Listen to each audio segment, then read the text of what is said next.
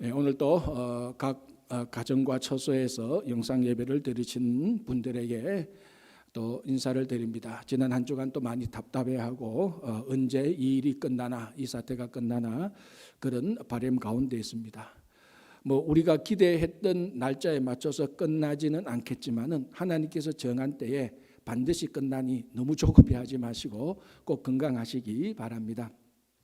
한 10년도 더 된 것 같습니다. 저 플러싱에 있는 한인 가게를 잠시 들렀습니다. 이제 그 한인 가게는 부인 집사님이 안에서 매장 일을 다 돌보고 남편 장로님은 바깥 일을 합니다. 그리고 그러니까 물건을 띄우기도 하고 사람을 만나기도 하고 이런 바깥 일을 다 하기 때문에 그 가게를 그 매장에 들어가면은 남편 장로님은 잘 보이지가 않죠. 바깥 일을 하니까. 그런데 그날은 이제 그 가게에 들렀는데 부인 집사님도 계시고 남편 장로님도 계시는 거예요. 오늘 그냥 일이 있는갑다 이렇게 생각하고 제가 이제 물건을 구입하려고 이렇게 살펴보고 있는데 다른 손님이 들어오셨어요. 이 손님도 이 부부를 잘 아는가 봐요. 그러지만 이제 오래간만에 남편 장로님이 매장에 있으니까 반갑다고 인사를 합니다. 장로님 어떻게 오늘 이렇게 매장에 다 계십니까? 참 오래간만입니다 하면서 장로님이 오래간만에 뵈니까 신수가 훤하네요 이렇게 인사를 했습니다. 그 말이 끝나자마자 그 옆에 있던 부인 집사님이 바로 그 인사말을 받아서 대받아쳤습니다. 아이고 그런 말씀하지 마십시오. 육신만 멀쩡하면 뭐합니까? 심령이 새로워져야지요. 이렇게 그대로 대받아치더라고요. 제가 표현을 좀 이렇게 잘 못해서 그렇지 그때 그 타이밍 그리고 그 부인 집사님이 말하는 그 뭔가 모르게 조소하고 비꼬는 그 아주 묘한 뉘앙스의 말투를 딱 듣는 순간 얼마나 우스운지 모르겠어요. 그 매장에 저 말고 다른 분도 있었는데 다 킥킥킥킥 이런 소리가 날 정도로 다 웃었단 말이죠. 자, 그러면 보통 남편 장로님 같으면 어떻게 말합니까? 여보 그런 소리 하지 마. 내 심령이 어떻다고 이제 이렇게 좀 말대꾸를 할 거 아닙니까? 그런데 그 남편 장로님 아무 말도 없이 꿀먹은 벙어리처럼 그냥 가만히 계시는 거예요. 나중에 알고 보니까 그때 그 남편 장로님이 아주 가벼운 여성가의 스캔들 때문에 부인 집사님한테 꽉 잡혀 있었던 바로 그런 때였더라고요. 그때 그 가게에서 저는 이제 일 다 보고 운전해서 오는데 그래도 그게 그 말이 질문과 대답과 그 말이 너무 재밌는 거예요. 참. 그런데 그게 재미가 아니고 그 부인 집사님이 자기 남편 장로님에게 했던 그 말이 운전하고 오는데 내한테 던지는 말하고 똑같이 들리더라는 거죠. 이 빈 목사야, 네가 육신이 멀쩡하면 뭐하냐? 심령이 새로운 목사가 돼야지. 그런 소리로 쫙 들리는데 소름이 돋더라고요. 그 부인 집사님이 내한테 했구나. 제가 그렇다고 스캔들이 있었던 건 아닙니다. 그런 건 전혀 아니고요. 그때 제가 마음에 그렇구나. 저 말이 바로 내게 하는 말이었구나. 그런 생각이 들었는데 사실 또 보면은 오늘 로마서 2장 25절에서 29절 그 말이 육신이 멀쩡하면 뭐하냐? 심령이 새로워져야지. 이 말이 오늘 사도 바울이 육신의 할례를 주장하는 유대인들에게 했던 말하고 사실은 똑같습니다. 육신의 할례 그거 자랑하면 뭐하냐? 너 속마음의 할례를 받아야지. 이 말하고 똑같은 것입니다. 그래서 오늘 우리 25절부터 29절 이제 한 단락 주제가 약간 바뀌는 거죠. 왜? 우리가 24절까지는 주로 율법에 대해서 다루었습니다. 우리 지난주까지 사도 바울이 로마서를 읽는 유대인 독자에게 너희들이 율법을 가지고 있다고 해서 율법을 소유하고 했다고 해서 율법을 듣는다고 해서 너희들이 의인이 아니다. 율법을 행하는 자가 의인이다. 그리고 너희들이 그 율법을 가지고 있음으로 말미암아 하나님의 뜻을 알고 선악을 분별할 줄 알고 진리를 알아서 너희들이 정말 무엇이 진리인가를 알아서 다른 사람들에게 가르칠 수도 있고 가르치지만 너희들은 가르치는 대로 하지 않고 너희들은 겉과 속이 다른 사람이기 때문에 하나님께서 너희들이 그 속을 보고 심판하실 것이다. 이렇게 사도 바울이 질책을 했습니다. 그러니까 24절까지 율법을 가지고 있다고 해서 율법을 소유한 백성이라고 해서 율법을 듣는다고 해서 그것이 자동적으로 너희들을 심판에서 면제시켜 주거나 구원시켜 주는 것이 아니다라고 바울이 강하게 책망을 했습니다. 자, 이제 오늘은 주제가 바뀌어서 율법에서 할례로 넘어가고 있습니다. 자, 이 할례라는 것은 율법보다 훨씬 더 오래된 것입니다. 우리 구약 성경을 보면은 율법은 언제부터 출발합니까? 모세가 시내산에서 십계명을 받는 때부터 율법, 이스라엘 백성들에게 율법이 주어졌습니다. 물론 율법의 내용에 보면 할례의 내용이 있습니다. 그래서 사람들은 그 율법이 나오고 할례가 나왔다고 생각하는데 절대로 그렇지 않습니다. 우리 잘 아다시피 할례는 언제부터 나왔습니까? 아브라함 때부터 할례가 나왔습니다. 아브라함이 빠릅니까? 모세가 빠릅니까? 자, 이건 상식이죠. 아브라함은 모세보다 최소한 500년 이전의 사람입니다. 그러니까 이 율법보다 할례는 훨씬 더 역사적으로 오래 나왔습니다. 그래서 오늘 바울이 율법을 말하고 할례를 말합니다. 자, 할례라는 것은 여러분 잘 아시지 않습니까? 글자 그대로 할례는 남성 생식기의 표피를 잘라내는 것입니다. 이것이 뭐 의료적으로든지 역사적으로보다 제일 중요한 것은 신앙적인 의미인 것이죠. 하나님께서 아브라함을 불러서 갈대아 울에 있는 아브라함을 불러서 하나님께서 아브라함과 언약을 맺었습니다. 그리고 그 언약의 표시로서 할례를 행하게 한 것입니다. 그래서 이 할례는 제일 중요한 것은 그 안에 담겨져 있는 신앙의 내용이 제일 중요한 것입니다. 그래서 여러분 우리 창세기 17장 보면은 최초의 할례가 나옵니다. 아브라함이 할례를 행하게 되는데 이 할례는 할례 자체가 중요한 것이 아니고 이 할례와 연관된 언약이 중요한 것입니다. 그래서 할례는 무엇인가? 한마디로 정리하면은 하나님께서 아브라함과 그 후손들에게 준 언약의 표시입니다. 그럼 중요한 건 뭡니까? 이 언약이 중요한 것이죠. 그래서 창세기 17장을 보면 하나님께서 할례를 줄 때 언약의 표시를 주는데 언약의 내용이 뭔가? 우리가 잘 아는 내용입니다. 아브라함을 아브라함으로 바꾸면서 너는 열국의 아비가 될 것이다. 이 말의 의미는 많은 자녀들이 날 것이다. 즉 바다의 모래처럼 하늘의 별처럼 자녀가 생길 것이라는 그 의미하고 같은 것이죠. 그리고 이 가나안 땅을 영원한 기업으로 줄 것이다. 그리고 창세기 17장에 보면 또 한두 가지 더 얘기를 덧붙입니다. 그게 무엇인가 하면은 아브라함의 후손으로부터 열왕이 날 것이다. 이게 이제 나중에 다윗을 거쳐서 예수 그리스도를 예언하는 내용이 됩니다. 그리고 이 하나님이 아브라함과 그 후손의 이 여호와 하나님이 너희들의 영원한 하나님이 될 것이라는 이런 언약을 줍니다. 이 언약을 주면서 이 언약이 너희 것이 된다. 그 표시로서 할례를 준 것입니다. 그러니까 이스라엘 백성들이 육신의 할례를 하면서 하나님께서 아브라함과 그 후손들에게 준 이 언약이 우리 거다라고 생각을 한 것입니다. 그러니까 여러분 이 언약의 내용들을 보십시오. 자녀를 주고 많은 민족들의 최고의 민족이 될 것이며 땅을 기업으로 받을 것이며 그 하나님이 우리의 영원한 하나님이 될 것이며 우리 자녀를 통해서 이 열왕이 나타날 것이다. 이 어마어마한 약속 아닙니까? 뭐 복권 한두 개, 뭐 로또 한두 개 맞고 진배채 사고 이 정도가 아닙니다. 이 전 세계 민족 가운데 최고의 민족으로 세워주겠다는 이 언약입니다. 누구든지 어느 민족이든지 이런 언약을 들으면요 자부심이 생기죠. 긍지가 생기는 거죠. 그래서 앞에서 율법을 가지고 유대인들이 자부심과 긍지심, 그 자부심과 긍지를 가지고 우월의식, 선민의식을 가진 것처럼 이 할례를 행함으로 자기 육신의 할례를 행함으로 말미암아 똑같이 자부심과 긍지심을 가지고 우월의식을 가지고 선민의식을 가지게 된 것입니다.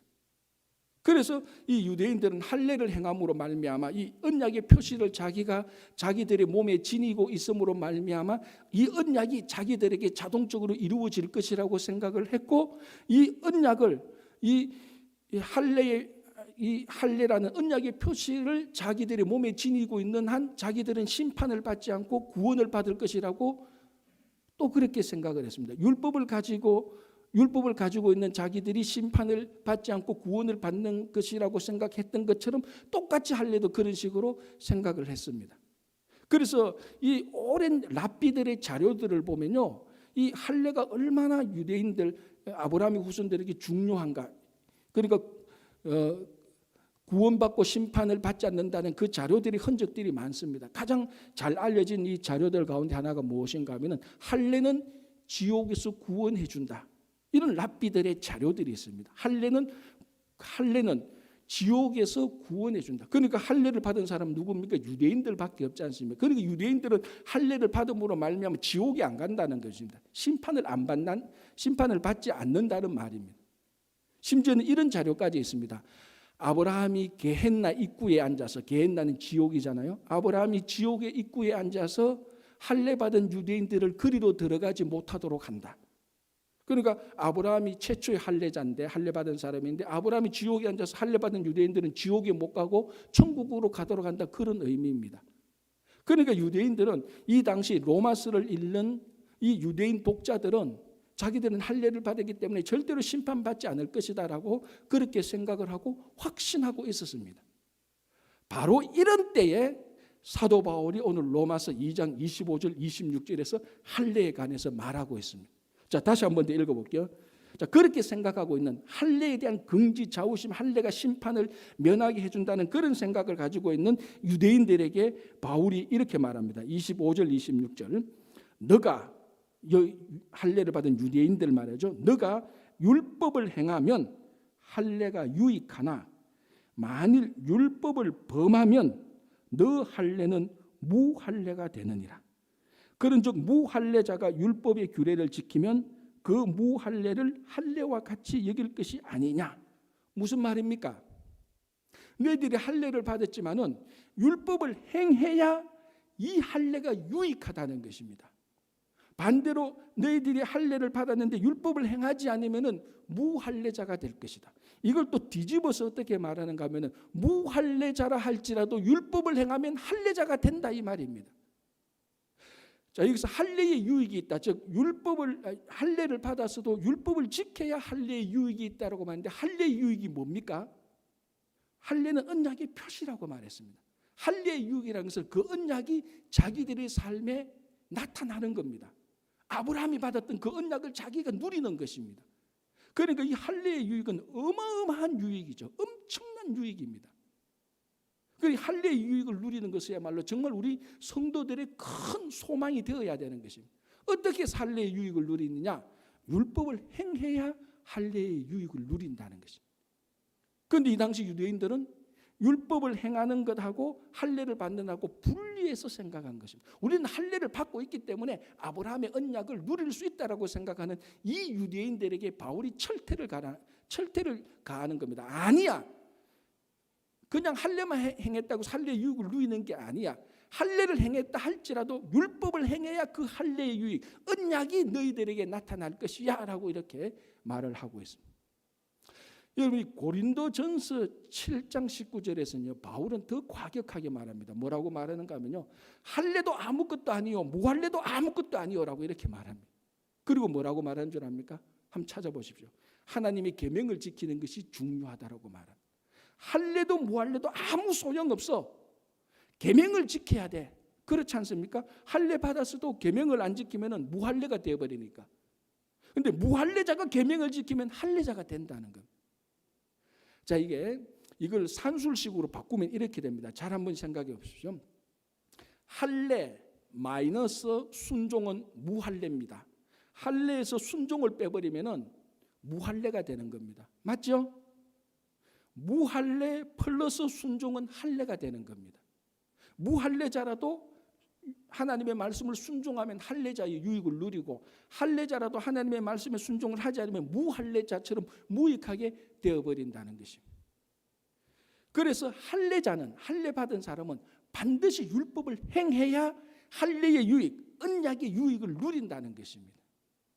여러분, 갈라디아서 5장 3절에서 사도 바울이 뭐라고 말하는가 하면은 할례를 받은 자는 모든 율법을 행할 의무가 있다라고 말합니다.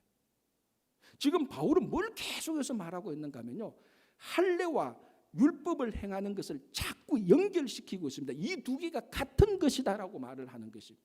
그런데 이 당시의 유대인들은 할례를 받은 것 자체만으로 우리는 언약을 누릴 것이다라고 생각을 하고 있었던 것입니다. 바울이 아니다라고 말합니다. 할례는 율법을 지키는 것하고 동전의 양면처럼 똑같은 것이다. 너희들이 할례의 유익을 누리고 싶으냐? 율법을 지켜야 된다라고 말을 하는 것입니다.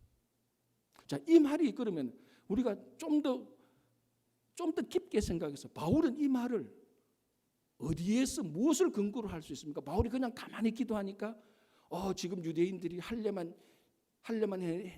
했던 저 유대인들이 율법을 안 지켜서 이 사람들이 할례 유익을 누리지 못하는구나. 다 어느 날 깨달아서 말한 게 아니고, 우리가 창세기 아브라함 이야기를 자세히 읽어보면은 자주는 안 나와 있지만 하나님께서 아주 중요한 말씀을 하나 하고 있습니다. 그게 창세기 18장 18절 19절인데요. 일단 제가 먼저 읽어드릴게요. 이렇게 되어 있습니다. 18절, 아브라함은 강대한 나라가 되고 천하 만민은 그를 인하여 복을 받게 될 것이 아니냐. 자, 이거는 언약의 내용입니다. 그죠? 할례를 받을 때 하나님께서 아브라함이 주던 언약의 내용입니다. 너는 강대한 나라가 되고 만민은 너를 인하여서 복을 받게 될 것이다. 복의 근원이 될 것이다. 이건 언약의 내용입니다. 이게 18절이고 19절 뭐라고 말합니까? 내가 그를 그 자신과 권속에게 명하여 여호와의 도를 지켜 의와 공도를 행하게 하려고 그를 택하셨으니, 즉 하나님께서 아브라함을 택한 이유는, 더 나아가서 말하면 하나님께서 아브라함을 택해서 할례를 주고 언약을 준 이유는 뭐라고 말합니까? 19절에 여호와의 도를 지켜 의와 공도를 행하게 하려고 함이라. 그러니까 할례와 언약의 유익과 하나님의 도를 지키는 것이 별개로 막 이래 돌아다니는 것이 아니고 다 똑같은 것이라는 것입니다. 이 중에 어느 하나라도 빠지면 하나도 워킹하지 않는 것입니다. 그런데 유대인들은 뭘 생각했느냐? 이 창세기 18장 18절에서 19절에 나타난 하나님의 도를 지키는 것, 의와 공의를 행하는 것은 뺐습니다. 그러니까 할례의 표시만 있으면, 육신의 할례를 지키면 언약을 누릴 것이라고 생각했는데, 바울이 거기에다가 정면으로 말하는 겁니다. 아까 말씀드린 것처럼 고린도전서 7장 19절, 할례도 아무것도 아니고 무할례도 아무것도 아니야. 너희들이 하나님의 계명을 지키지 않는 그 언약은 헛것이라고 말을 하는 것입니다. 그래서 바울이 유대인들에게 말씀을 지키는 것하고 아브라함이 누린 복을 같이 연결시켜 놓고 있습니다. 이게 얼마나 중요한 것입니다. 이게 지금 이 율법만 자랑하고 율법을 소유하고 율법 소유한 것, 할례를 받은 것, 이거 가지고 자기들은 아브라함의 언약을 누리고 자기들은 심판을 면하게 될 것이라고 긍지와 자부심을 가지고 선민의식을 가지고 있던 그 유대인들에게 똑같은 유대인 사도 바울이 철퇴를 때리는 겁니다. 아니야, 계명을 행해야 돼, 말씀을 지켜야 돼라고 이렇게 말을 하는 것입니다. 그 말씀을 지켜야 아브라함의 언약을 누릴 수 있다라고 말을 하는 것입니다. 자, 이제 이쯤 돼서 우리가 하나 정리할 게 있습니다. 자, 정리하기 전에 하나 더 제가 쉽게 하나 더 설명을 할게요. 그래서 이 할례는 언약을 누릴 수 있는 언약의 표시가 되는 것입니다. 아까도 말씀드린 것처럼. 그래서 할례는 언약의 표시고, 이 언약을 누리기 위해서는 말씀을 행해야 되는 것입니다. 이걸 가장 쉽게 예를 들자면 할례는 결혼 반지하고 똑같습니다. 자, 여러분, 결혼 반지는 무엇의 표시입니까? 내가 결혼했다는 표시입니다. 물론 사기꾼들은 결혼 안 해도 결혼 반지 끼는 사람은 있지만 그런 의미가 아니고, 결혼 반지를 꼈다는 것은 결혼했다는 표시입니다. 그리고 결혼 생활을 하고 있다는 표시지요.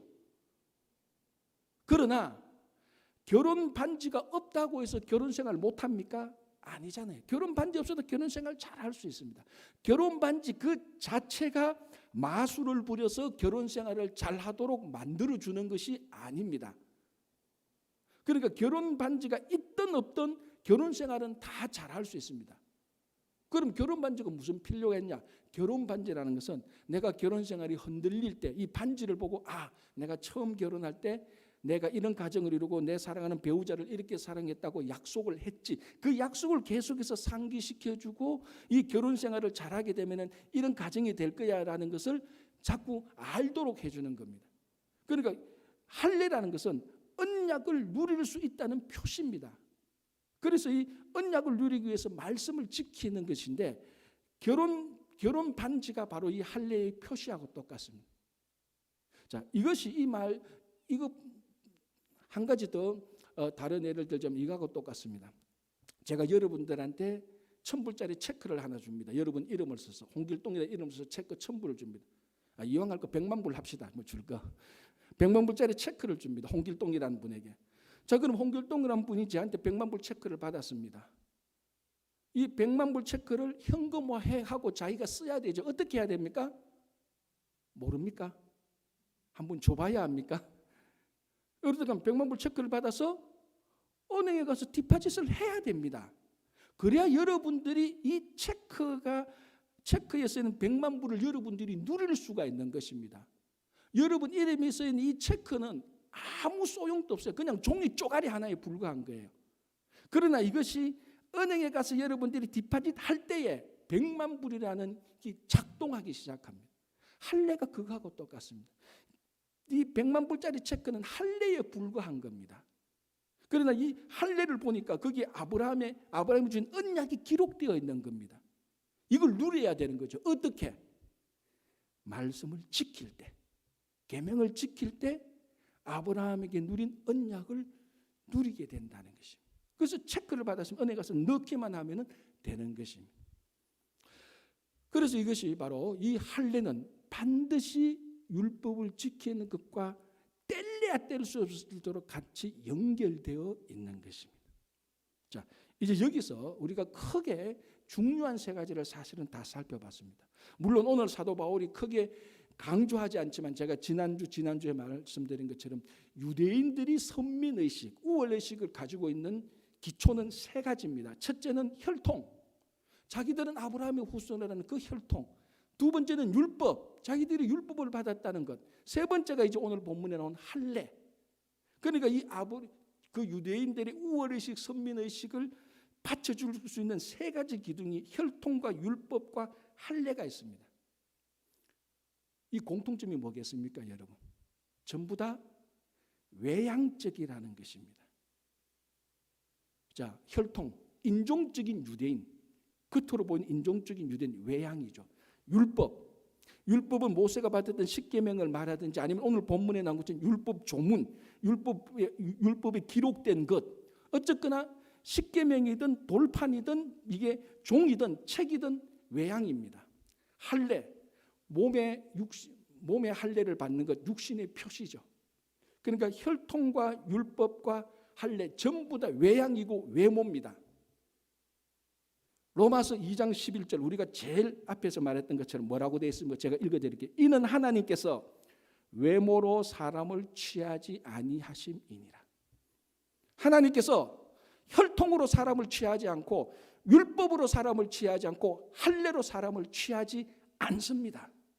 그런데 유대인들은 율법으로 할례로 혈통으로 자기들은 하나님께 취함을 받았다라고 생각을 하고 있었습니다. 아브라함은 그거 착각이라고 말합니다.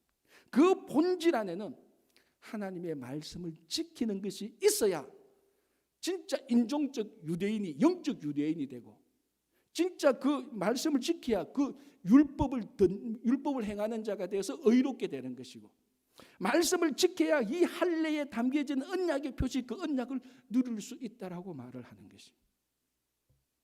자, 이것이 유대인 이야기가 아니죠. 오늘날 우리 크리스찬들의 이야기하고 똑같습니다. 혈통, 율법, 할례에 해당되는 것이 오늘날 우리들에게 혈통, 인종적 유대인에 해당되는 크리스찬은 자기는 교회에 다닌다는 것, 어느 교회에 등록되어 있다는 것입니다. 심지어는요, 진짜 아주 가끔 만나는 사람인데요.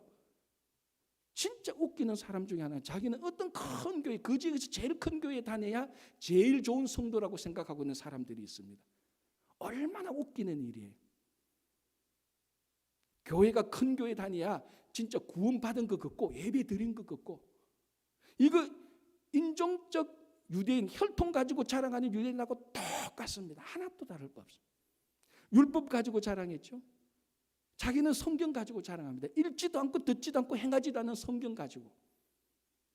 할례 가지고 자랑하죠. 나는 고등학교 때 세례 받았고 중학교 때 세례 받아서 세례 받은 연도 가지고 자랑하는 사람도 있습니다. 이 유대인들이 혈통, 율법, 할례 가지고 자기들은 심판을 받지 않고 구원을 받았다고 자랑하는 이 사람들의 모습이 오늘날 현대 성도들한테도 어느 정도 다 남아있는 것입니다. 바울은 말합니다. 할례도 필요 없고 무할례도 필요 없다. 하나님의 계명을 지키는 것이 제일 중요하다라고 말합니다. 본질적으로 혈통과 율법과 할례는 진짜로 중요한 겁니다. 진짜 중요한 겁니다. 이런 것들이 다 제대로 작동하면 너무너무 중요한 거죠. 이걸 작동하기 위한 것이 뭡니까? 말씀을 지키는 것입니다. 그래서 유대인들은 육신의 할례 가지고 자랑했죠. 그래서 오늘 바울은 그 육신의 할례를 가지고 자랑하는 유대인들을 보고 바울은 뭘 느낍니까? 이 할례가 실패했다고 생각하는 거예요. 육신의 할례는 실패한 것이다. 그러나 여러분, 육신의 할례가 실패했다고 해서 할례 그 자체가 그 안에 담겨져 있는 하나님의 언약이 취소되거나 없어지는 것은 절대로 아닙니다. 육신의 할례는 실패했지만 여전히 할례 속에 담겨있는 언약, 하나님의 약속은 여전히 살아있는 것입니다. 그럼 어떻게 해야 됩니까? 그래서 오늘 사도 바울이 뭐라고 말합니까? 마음의 할례를 받아야 된다라고 말합니다. 할례는 여전히 똑같이 있습니다. 그러나 이제는 육신의 할례가 아니고 육신의 할례는 이미 실패했습니다. 그 실패한 육신의 할례 대신에 마음의 할례를 받아야 된다라고 말합니다. 그래서 29절에 이렇게 말하죠. 제가 읽어드릴게요. 오직 이면적 유대인이 유대인이며 할례는 마음에 할지니. 지금까지 유대인들은 육신의 할례를 했습니다. 바울이 볼 때는 육신의 할례는 이제 실패했다. 그것 가지고는 할례 속에 담겨진 언약을 받아 누리지 못한다라고 판단한 것입니다. 확신한 것입니다. 그래서 바울은 마음의 할례를 받아야 된다. 자, 그런데 마음의 할례를 받아야 된다는 것은 오늘 바울이 처음 말하는 것입니까? 여러분, 마음의 할례를 받아야 된다는 말을 제일 먼저 한 사람이 누군지 압니까? 바로 모세입니다. 모세. 율법을 받았던 모세가 이스라엘 백성들에게 말합니다. 신명기에 보면 많이 나와요. 마음의 할례를 받아라. 이 목이 곧은 백성하라고 말을 합니다. 그러니까 지금 오늘 바울이 로마서를 읽는 유대인 독자들에게 느꼈던 것을 이미 한 1200년, 1400년 전에 모세가 이스라엘 백성들에게 이미 느꼈던 것입니다. 이미 모세가 지금으로부터 3000 몇백 년 전에 이스라엘 백성들을 보고 너희들은 마음의 할례를 받으라고 말을 한 거예요. 놀라운 사실이죠. 정말 놀라운 사실. 지금 마음의 할례를 받으라 그래도 무슨 소리인지 모르는 사람이 태반인데 3400년 500년 전에 모세가 율법을 가지고 자랑하는 그 백성들에게 마음의 할례를 받으라. 이 목이 곧은 백성하라고 말을 하는 것입니다. 여기서 왜 모세는 이스라엘 백성들에게 마음의 할례가 필요하다고 생각했습니까? 목이 곧았기 때문입니다. 목이 곧았던 건 뭡니까? 강팍하고 교만하고 자기 고집만 있고 자기 아집만 남아있는 그런 사람들입니다. 마음의 할례가 뭡니까? 자, 육신의 할례를 생각하면 됩니다. 육신의 할례는 사람의 몸에서 표피를 제거하는 것입니다. 껍질을 제거하고 그 안에 속살이 남도록 하는 것이죠. 넓게 보면은. 마음의 할례도 이것 똑같습니다. 마음의 할례는 마음을 덮고 있는 마음의 껍질, 마음의 거죽 이것을 제거하는 것입니다. 그래서 부드러운 속살을 가지는 것처럼 부드러운 마음이 되는 것입니다. 그래서 마음이 강팍하니까 목이 곧아지고 교만하고 자기 아집만 생기는 것입니다. 그래서 저 마음의 할례를 받아서 저 마음이 부드러운 속살처럼 부드럽게 되어야 받아들일 수 있고 마음이 열릴 수 있는데 하나님의 말씀을 하나도 받아들이지 못하고 열리지 않고 닫혀 있으니까 저 마음의 할례를 받아서 마음이 열리고 받아들이고 부드럽게 되어야 된다고 말을 하는 것입니다. 여러분, 하나님께서 모세를 불러서 출애굽의 사명을 줬을 때 모세가 계속해서 변명하잖아요. 안 하려고. 이 변명 저 변명할 때 모세가 한 번은 하나님께 뭐라고 말합니까? 나는 입술이 둔한 자다라 말을 합니다. 그러니까 내가 백성들 앞에 가서 말도 해야 되고 바로한테 가서 막 선포도 해야 되는데 나는 입술이 둔해서 말을 못한다. 그래서 나는 출애굽할 수 없다라고 이렇게 핑계를 댑니다. 이때 입술이 둔하다라는 출애굽기 6장 12절에 입술이 둔하다의 히브리어 원뜻은 뭔 줄 압니까? 나는 입술의 할례를 받지 못했습니다. 그 말입니다. 원뜻이 그게 히브리어 단어로 입술의 할례를 받지 못했대요. 여러분 또 우리가 예레미야서에 보면 귀의 할례를 받아라고 말합니다. 그리고 이미 구약 시대 때 육신의 할례뿐만 아니고 마음의 할례, 입술의 할례, 귀의 할례라는 말이 계속해서 나왔습니다. 자, 모세가 했던 말 다시 보십시다. 입술의 할례를 받지 못해서 나는 말을 못합니다. 그러니까 입이 안 열린다는 거죠. 그렇게 그게 사실이든 아니든 그렇게 말을 합니다. 나는 입술의 할례를 받지 못했습니다. 입이 안 열립니다. 그러면 입술의 할례를 받으면 어떤 일이 생깁니까? 입술이 열리는 거죠. 귀의 할례를 받지 못해서 하나님이 선지자를 통해서 아무리 말씀을 해줘도 귀의 할례를 받지 않았기 때문에, 귀가 열리지 않았기 때문에 말씀을 듣지 못하는 것입니다. 그래서 너희들은 귀의 할례를 받아라고 말을 합니다. 그리고 할례의 근본적인 기초적인 뜻이 뭔가 하면은 여는 것입니다. 입술을 열고 귀를 열고 마음을 여는 것입니다. 할례가 원래 그렇지 않습니까? 껍질을 표피를 열어버리는 것입니다. 그래서 그 안에 속살이 부드러움이 나오게 하는 것이 할례입니다. 그래서 이 마음의 할례를 받아야 하나님의 말씀을 듣게 되는 거죠. 마음으로. 여기 신명기를 제가 한번 읽어드릴게요. 이게 아주 중요한 말씀이 있는데요. 신명기 30장 6절입니다. 신명기 30장 6절에 표준 세번역으로 제가 읽어드릴게요. 이렇게 되어 있습니다. 주 너희의 하나님이 너희의 마음과 너희 자손의 마음의 할례를 베푸셔서 순종하는 마음을 주실 것이다. 그리하여 너희가 마음을 다하고 정성을 다하여 주 너희의 하나님을 사랑하며 살 수 있게 하실 것이다. 자, 아주 중요한 말이 나옵니다. 마음의 할례를 베푸셔서 순종하는 마음을 주실 것이다. 순종하는 마음이 있으면 마음의 할례를 베푼다는 게 아니고 하나님께서 마음의 할례를 베풀어 줄 때에, 그래서 마음의 할례를 받을 때에, 그래서 마음이 열릴 때에 순종하는 마음과 하나님을 사랑하는 마음이 생깁니다. 그래서 마음과 정성과 뜻과 힘을 다하여 하나님을 섬길 수 있는 것입니다. 그러니까 어떻게 보면요, 하나님을 섬긴다는 것은 인간의 뜻과 의지로 안 되는 겁니다. 마음의 할례를 받아야 되는 겁니다. 마음의 할례를 받아야 순종하는 마음이 생기고 하나님을 사랑하는 마음이 생기는 것입니다. 자, 그러면 마음의 할례를 받지 않으면 하나님의 말씀을 듣지도 못하고 순종하지도 못하고, 순종하지 못하니까 엇길로 나가고 세상으로 나가서 망하게 되는 겁니다. 이게 남유다 백성들이 바벨론에 망했던 이야기하고 똑같습니다. 예레미야 선지자는 특별히 남유다가 하나님에게 멸망했던 이유를 무엇이라고 말하는가 하면은 너희와 너희 자손들이 마음의 할례를 받지 못했기 때문에 망했다라고 말을 합니다. 그래서 우리가 성경을 자세히 읽어야 되는 이유 중에 하나가 바로 이겁니다. 자, 그게 예레미야 9장 25절 26절인데 이것도 제가 한번 읽어드릴게요. 한번 잘 보십시오. 무슨 내용인가요? 여호와의 말씀이니라.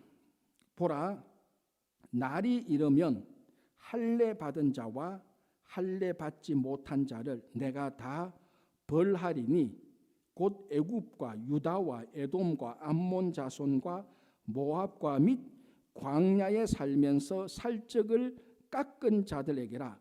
무릇 모든 민족은 할례를 받지 못하였고, 맞죠? 이방 민족이니까 할례를 받지 못했죠. 그래서 망합니다. 맞죠? 그죠? 이건 이견이 없습니다. 자, 그 다음에 이스라엘은 마음의 할례를 받지 못하였느니라. 육신의 할례를 받지 못했다는 게 아니고 육신의 할례는 이미 다 받았습니다. 예레미야 선지자는 모든 이방 민족은 할례를 받지 않았기 때문에 하나님께서 멸망시켜 버렸고, 이스라엘은 할례를 받았는데 마음의 할례를 받지 못했기 때문에 멸망시켜 버렸다는 것입니다. 이 무슨 의미입니까? 마음의 할례를 받지 못했다는 것은 하나님의 말씀을 듣지도 못하고 하나님께 순종하지 못하고 하나님을 사랑하지 못하고 하나님을 계명을 지키지 못하니까 죄를 짓고 망하게 되는 겁니다. 결국 예레미야 선지자는 이스라엘 남유다가 망하게 된 원인을 쭉쭉쭉쭉 따라가 보니까 마음의 할례에 딱 있다는 것입니다. 마음의 할례를 받지 못하니까 하나님께 순종도 못하고 망하게 되는 것입니다. 그래서 지금 사도 바울이 마음의 할례를 받지 못해서 멸망했던 남유다 백성들의 모습을 로마서를 읽는 유대인 독자들에게 말하는 것입니다. 너희들도 육신의 할례를 받았다고 막 자랑하고 있는데 심판을 면할 것이라고 생각하는데 천만의 말씀, 마음의 할례를 받아야 된다라고 얘기를 하고 있는 것입니다. 여러분, 우리 씨 뿌리는 비유를 잘 알지 않습니까? 씨 뿌리는 비유 뭐 4가지 땅이 나오잖아요. 길가가 나오고 돌짝밭이 나오고 가시떨기 밭이 나오고 그 다음에 옥토가 나옵니다. 옥토에 던져진 씨앗만 열매를 맺게 됩니다. 나머지 앞에 3종류, 길가, 가시떨기밭, 돌짝밭에 떨어진 씨는 정도의 차이는 있지만 결국 열매를 맺지 못합니다. 다 죽어버리죠. 왜 그렇습니까? 이 씨앗이 땅속에 들어가지를 못합니다. 오늘 본문의 말로 우리가 비유하자면 길가, 돌짝밭, 가시떨기밭은요 할례를 받지 못한 땅입니다. 할례는 뭡니까? 여는 거라고 했습니다. 소통하는 겁니다. 마음을 여는 겁니다. 귀의 할례는 귀를 여는 것이고 입술의 할례는 입을 여는 것이고 마음의 할례는 마음을 여는 것이고 땅의 할례는 땅이 열어서 씨앗이 오면 씨앗을 품어야 되는 겁니다. 그런데 길가나 돌짝밭이나 가시떨기는 씨앗이 오는 것을 받아내지 못합니다. 품지 못합니다. 열지 못합니다. 왜? 할례 받지 못한 땅이기 때문에 그렇습니다. 옥토만 할례 받은 땅입니다. 그래서 이 마음의 할례를 받아야 된다는 것은 정말 이 하나님을 향하여서, 세상을 향하여서, 이웃을 향하여서 마음을 여는 겁니다. 여러분, 부드러운 사람이 마음을 열지, 물론 여기서 부드러운 마음이란 약한 마음이 절대로 아닙니다.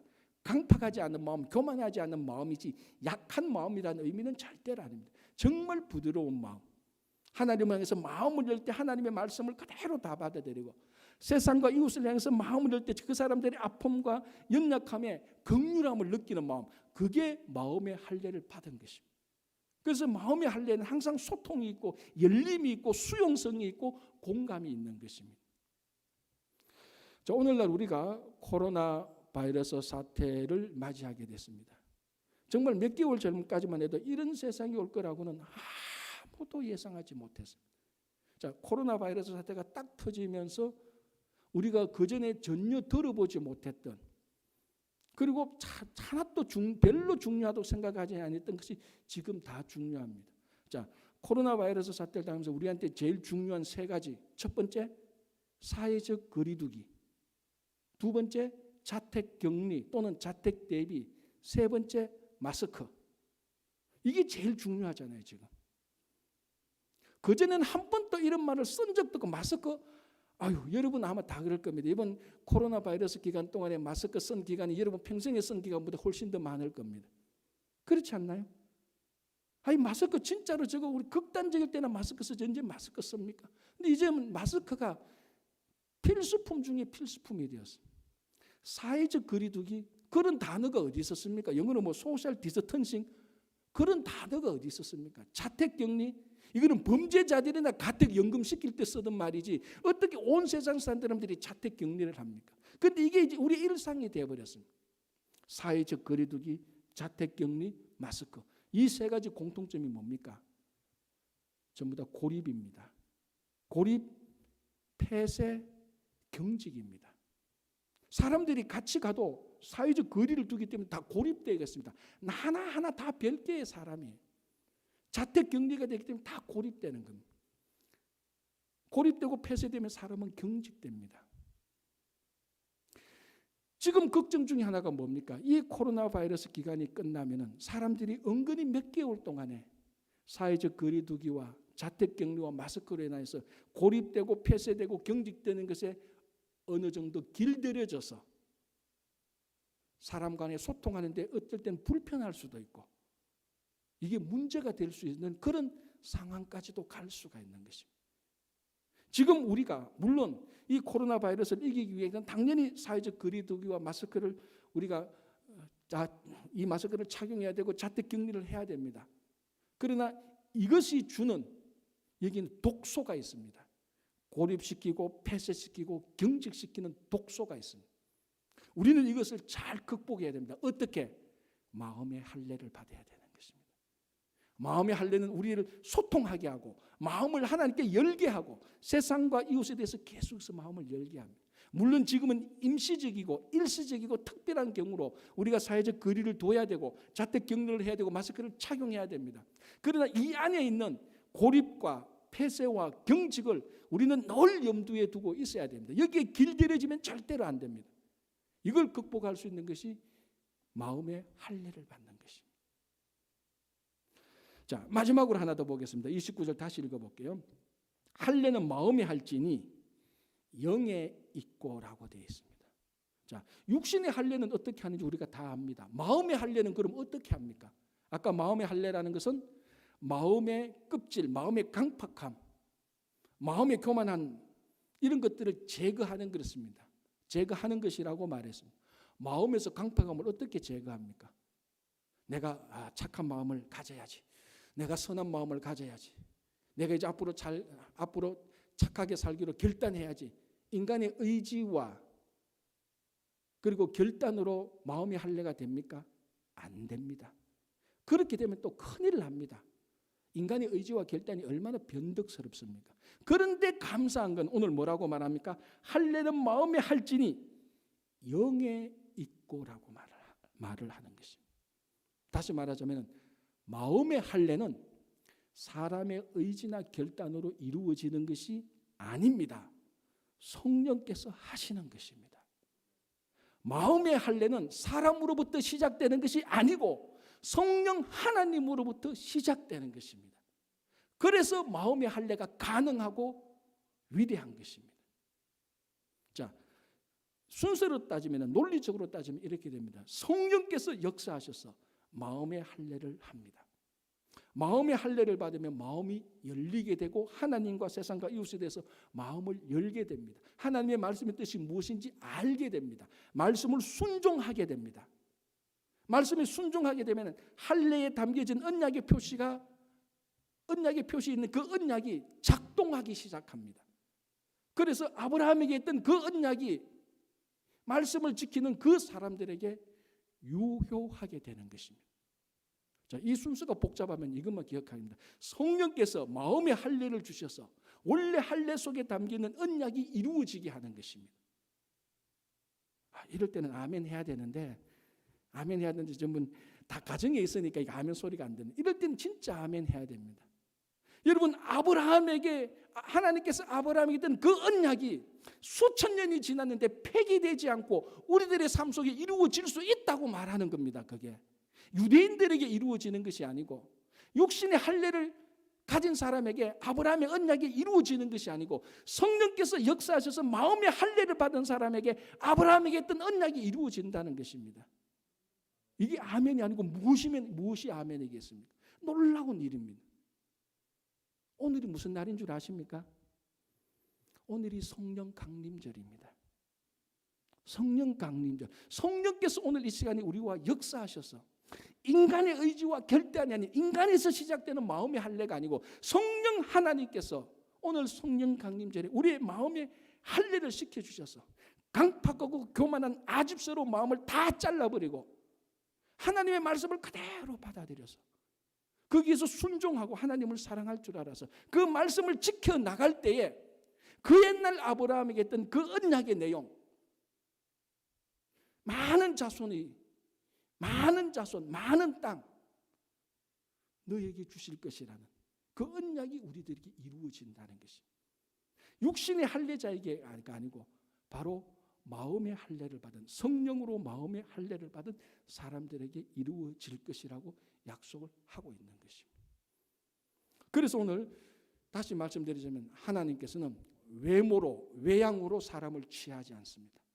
인종적 유대인, 율법 조문이나 가지고 있다고 말하는 사람들, 육신의 할례를 가지고 있다고 말하는 사람들, 다시 말하자면 하나는 그냥 좋은 교회, 큰 교회, 뭐 이런 교회 다니냐라고 말만 하는 사람들, 성경 몇 개 좀 안다고 더 잘난 척하는 사람들, 내가 언제 세례받았다고 말하는 사람들, 이런 것들로 하나님께서 아브라함에게 베푼 언약을 주시지 않는다는 것입니다.